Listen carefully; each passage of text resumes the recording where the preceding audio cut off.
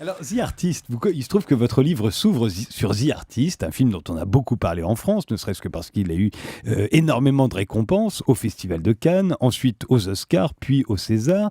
The Artist, dites-vous, est un exercice de copier-coller qui aurait probablement été jugé férocement il y a 20 ans, quand la création rimait avec innovation. Aujourd'hui, la création rime avec duplication. Ah ben oui, on parlait tout à l'heure au début de l'émission de ce que le numérique a changé. Ben, le numérique a aussi encouragé dans le domaine culturel ce qu'on appelle parfois le postmodernisme, hein, qui a précédé le numérique, mais qui flambe avec le numérique, c'est-à-dire un art fait de couper-coller, de morceaux choisis. Rien n'est plus facile que de faire du couper-coller, de faire du pastiche.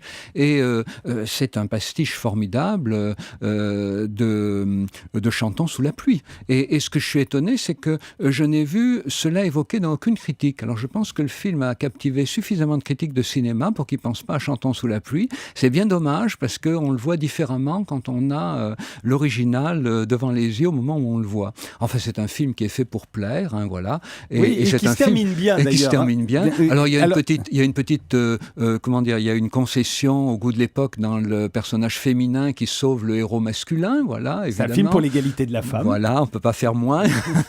Voilà. Mais tout est fait à la fois pour séduire par l'évocation de choses que des spectateurs ont déjà pu voir auparavant, hein. Il y a un petit côté, il y a parfois quelques secondes qui évoquent Charlie Chaplin avec le policier. Il y a des moments qui évoquent Laurel et Hardy, voilà, le petit chien. Il y a la avec moustache Chaplin. de Max Linder. Voilà, la moustache de Max Linder, voilà, tout ça. Et donc, ça, c'est pour tous les clins d'œil, comment dire, nostalgiques rétro. Et puis, il y a le personnage féminin, Pépi, alors merveilleuse, hein, de séduction, de créativité et de générosité, qui va finalement sauver le héros. Enfin, un modèle de scénario aux antipodes du scénario traditionnel que le film était censé mimer au début.